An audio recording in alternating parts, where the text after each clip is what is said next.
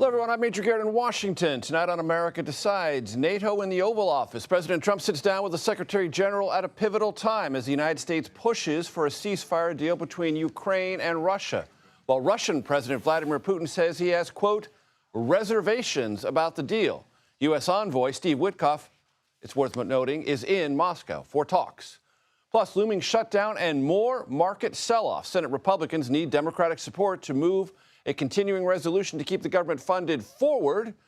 Question, can both sides come to an agreement before midnight Friday? We start tonight with Chief White House correspondent Nancy Cordes at the White House. Nancy, break down the most important developments in the conversation that went on in the Oval Office with reporters present between the Secretary General of NATO and the President. Well, President Trump said there with the Secretary General of NATO sitting beside him that he was hoping to get a better sense very soon of where exactly Putin stands when it comes to a Ukraine ceasefire and whether they can, in fact, broker a deal. He said that they are in the process of discussing land that would be kept and land that would be lost. And he said that these negotiations, of course, are very complicated. You're sort of creating the edge of a country, as he put it, as you try to delineate how much territory Russia would potentially be able to keep and where that territory would be. Rutte, for his part, praised President Trump and said that in just a few short weeks, Trump has been able to successfully pressure European nations to increase their defense spending, which is something that the NATO Secretary General applauded. And Nancy, earlier today on CNBC, Treasury Secretary Scott Bessent was asked about market volatility and if the tariffs, on again, off again, are playing a role. Let's listen. We're focused on the real economy. Can we create an environment where there are long-term gains in the market and long-term gains for the American people? Having been in the markets for 35 years, I know the market is prone to big unwinds. The Treasury Secretary talked about an unwind in the market, also kind of a detox phase, a transition phase. The White House appears to be reaching for lots of different words to describe what's happening. Right, and there's a new word on the horizon, Major, and that is a correction, because with the losses today, the S&P now is officially in a correction mode. But what White House officials have been arguing is that eventually the markets are going to get accustomed to some of these threats that President Trump issues when it comes to tariffs, and that the markets won't respond as dramatically as they did today in response to these new 200% tariffs he threatened to place on alcohol from France in retaliation for some new EU tariffs, which were in turn in retaliation for some steel and aluminum tariffs that he imposed on them.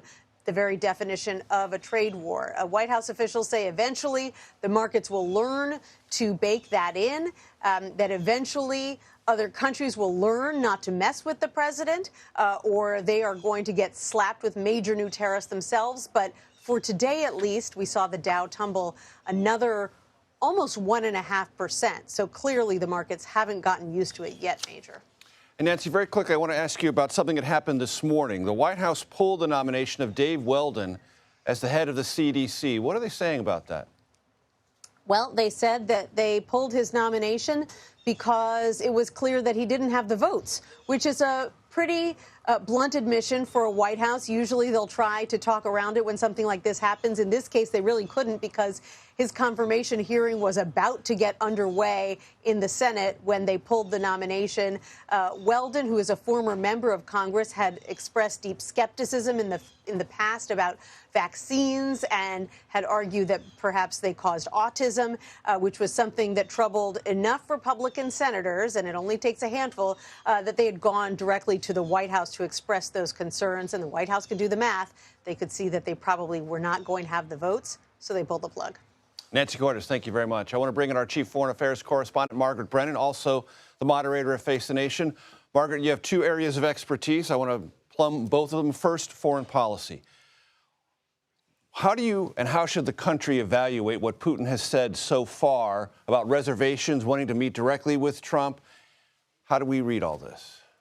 Well, look what he wore when he went to the Kursk region and to that battle. You don't normally see Vladimir Putin anywhere near any kind of combat, unlike the president of Ukraine, who goes out to try to rally his troops. Vladimir Putin has remained very safely ensconced in other areas. He put on fatigues. He's sending this message out there on the cusp of what could be a major Russian victory if they succeed in pushing out Ukrainian forces from this area of Kursk in particular.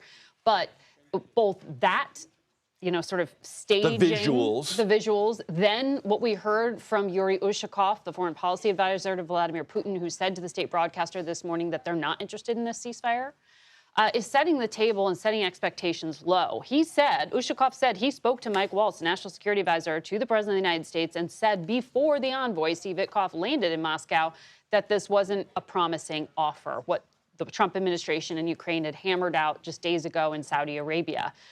This call for immediate short-term ceasefire and lifting of sharing of intelligence to Ukraine. And so we're sort of left waiting for what comes out of this Witkoff one-on-one. What's different? Why did he go through with that visit if he knew that the table was set for failure at the get-go? And why, with Mark Rutte, the head of NATO, sitting right next to him, did the president sound so optimistic? Optimistic, he did. He did, and he was talking about we've had advanced discussions behind the scenes about land, power plants, the edge of a new country. Is he misreading this, or is he trying to push something onto the table that's not quite there yet? I know it's hard to know. It's hard. It's impossible to know. But both sides are doing some maneuvering here. Now, arguably, does Steve Witkoff say, I'm the negotiator, I'm the closer, I'm the guy who does the real estate deals, therefore I can close this thing when I get on the ground and it's worth going through? Vladimir Putin came out and said he wants to personally speak with Donald Trump. And so that is where things start to get pushed back to. So it's hard to say things have failed completely if the two leaders get on the phone call together. But in these circumstances where Vladimir Putin has been at this for so long, it is interesting to see that there isn't any expert in Russian politics, intelligence surrounding this team. Steve Witkoff is a real estate developer and very good at closing deals, but Vladimir Putin is very good at playing people, and that raises a lot of questions. In your previous life, you covered the markets aggressively, carefully. You've seen cyclical ups and downs. The Dow down 1.3% today, the NASDAQ down 1.1%, S&P down 1.39%, continuing a trend line of volatility and sell-offs for about 2 weeks solid now. How do you interpret this? Markets are a forward-looking pricing bet on the future mechanism. Right. They're trying to price the future. And they're saying things look pretty darn uncertain here, not just with the headlines that seem to be changing hour by hour, but what is Donald Trump really saying? And I think this is something major. When you put your finger on something that I think we're all missing, lawmakers missed it, diplomats missed it, the markets mispriced it. The president of the United States means that when he puts tariffs at the heart of his economic policy.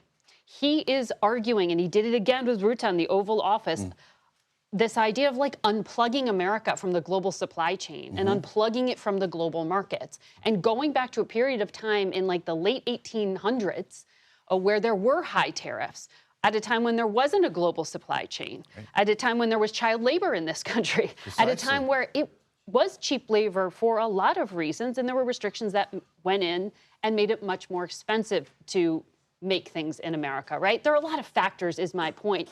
But he goes back to this period of time and talks about it and says he wants to replicate it, essentially, by charging everyone who tries to sell anything to an American consumer essentially a tax that arguably your seller would pass along to you. So I think everyone likes buying American.